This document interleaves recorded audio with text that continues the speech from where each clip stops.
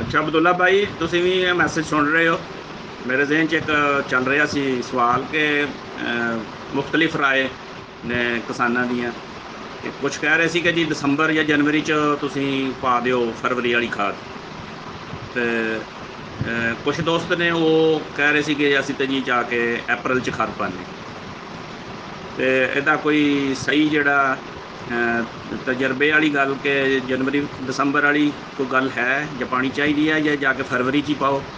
یا اگر اپریل چ بھی جا کے پی جائے تو وہ بھی ٹھیک ہو جائے گی۔ السلام علیکم بھجن، آپ نے کوشچن کیا ہے کہ جو مجھے سمجھ آئی ہے کہ کھاد ڈالنے کا بیسٹ ٹائم کون سا ہے۔ کچھ لوگ دسمبر جنوری میں ڈال دیتے ہیں، کچھ لوگ فروری میں ساری ڈوز ڈال دیتے ہیں، تو کچھ قسطوں میں ڈالتے ہیں، کچھ ساری فاسفورس بیسڈ کھادیں فروری میں ڈالتے ہیں۔ ہر کسی کی ڈفرینٹ پریکٹس ہوتی ہے۔ میں آپ کو کوشش کرتا ہوں کہ لاجیکلی اور پریکٹیکلی اس کا جواب دینے کی۔ ضروری نہیں ہے کہ میں ہر کوئی میری بات سے جو ہے وہ متفق بھی ہو۔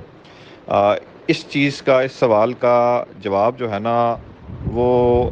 کافی براڈ ہے، یعنی اس میں کئی چیزیں جو ہے نا وہ ڈسکس کرنی اور پہلے بتانی جو ہیں وہ ضروری ہیں۔ فار ایگزامپل، یہ تو عام کسان کو بھی پتہ ہے،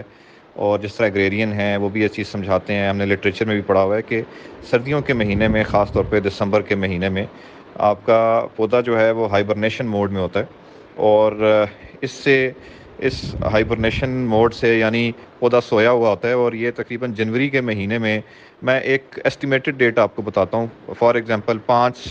سے 10 جنوری کے بیچ میں، یا 5 سے 15 جنوری کے بیچ میں یہ دوبارہ جو ہے نا ایک قسم کا جاگتا ہے، اور جاگتے ساتھ اب اس نے ظاہری بات ہے نئے پھل کی تیاری کرنی ہے۔ نئے پھل سے پہلے اس نے، پودے نے اپنے آپ کو ایک قسم کا سنبھالنا ہے۔ جو کوئی اس کو طاقت چاہیے وہ طاقت زمین سے اٹھائے گا، نئی پھوٹ نکالے گا، پھوٹ کے بعد اس پہ پھل لے گا، پھول لے گا، پھول کے بعد وہ پھل، فروٹ سیٹنگ اس کی ہوگی، جتنا فروٹ رکھ سکے گا رکھے گا، باقی وہ شیڈ پھینکے گا فروٹ۔ تو اب یہ تو ہو گیا اس کا بیک گراؤنڈ۔ اب جو کھاد کی آپ نے بات کی ہے، یہ بیسکلی اس کے پیچھے لاجک یہ ہے کہ یہ جو ہم دسمبر جنوری فروری کی بات کر رہے ہیں نا، یہ وہ ٹائم ہے، وہ مہینے ہیں جب پودے کو فاسفورس کی کھاد بڑی کوانٹٹی میں جو ہے اس کو چاہیے ہوتی ہے، اور ساتھ نائٹروجن کی کھاد بھی اس کو چاہیے ہوتی ہے، کیونکہ پھوٹ نکالنے میں اس میں بھی نائٹروجن کا عمل دخل ہے۔ بالکل ہوتا اس طرح ہے کہ کچھ لوگوں کی یہ پریکٹس ہے، جس میں میں بھی شامل رہا ہوں، اور ایک دو دفعہ میں نے بھی اس طرح کی ہے، یہ سوچتے ہوئے کہ اگر ہم صرف فاسفورس کی کھاد،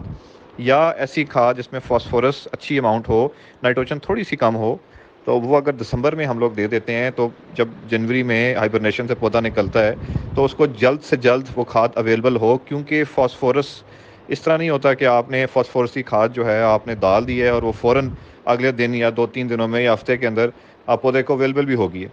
اب آپ کو یہ بھی پتہ ہونا چاہیے کہ اگر ہم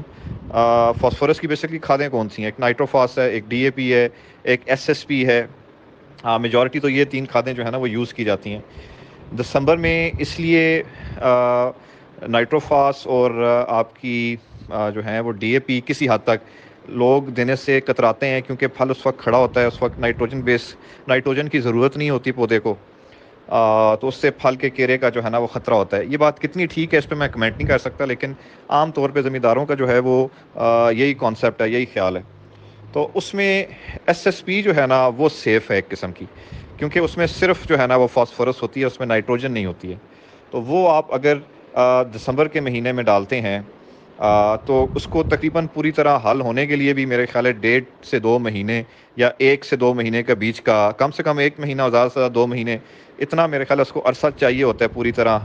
حل ہونے میں یا اویلیبل ہونے میں۔ یہ میں پورے 100% شورٹی کے ساتھ نہیں کہہ رہا، لیکن ایک اندازے کے طور پہ میں آپ کو یہ بتا رہا ہوں چیز جو میں نے پڑھی ہے۔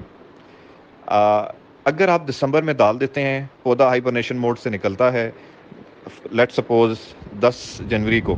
تو اس کو اویلیبل ہوگی کھاد، یہ اس کے پیچھے جو ہے نا وہ کانسیپٹ ہے۔ کچھ لوگ نائٹروفاس بھی دے دیتے ہیں اس وقت، کچھ زیادہ تر لوگ جو ہیں وہ ڈی اے پی بھی ڈالتے ہیں، تو اتنا کیرے میں اور اس میں فرق نہیں پڑتا، کیونکہ باغ وہ جلدی جو ہے نا وہ تڑائی کروا لیتے ہیں۔ ایک تو جی اس کا یہ آنسر ہے، ایک اسپیکٹ جو ہے اس کا یہ ہے۔ اب آ جائیں ایک دوسرے اسپیکٹ کی طرف جو آپ نے سوال کیا ہے، کہ جو لوگ آپ کے دسمبر میں اور جنوری میں یہ کھاد دیتے ہیں، وہ اس سوچ کے ساتھ زیادہ تر لوگ دیتے ہیں کہ جی ہم اگر جلدی کھاد ڈال دیں گے تو اس کو حل ہوتے ہوتے اس کو کیونکہ ٹائم لگنا ہے، اور جس ٹائم میں ہائبرنیشن کے بعد لیٹ سپوز جنوری کے آخر میں یا فروری کے سٹارٹ میں جب پودے نے اپنے آپ کو نئی پھوٹ کے لیے، پھول کے لیے، پھل کے لیے تیار کرنا ہے، تو اس کو چیز جو ہے نا آگے نیچے ایک قسم کی اویلیبل ہو، تو وہ جتنا جلدی ڈالیں گے اتنا بہتر ہے۔ اب دوسری چیز یہ ہے کہ یہ بات ہو رہی ہے بیسکلی فاسفورس کے اوپر۔ کچھ لوگ ڈالتے ہیں نائٹروفاس دسمبر میں، کچھ لوگ ڈالتے ہیں ڈی اے پی، کچھ لوگ ڈالتے ہیں ایس ایس پی۔ میرے خیال سے سب سے جو سیف ہے نا وہ میں کہوں گا کہ ایس ایس پی ہے، کیونکہ اس وقت نائٹروجن کی پودے کو ضرورت ہی نہیں ہوتی، اور ہمارے ذہنوں میں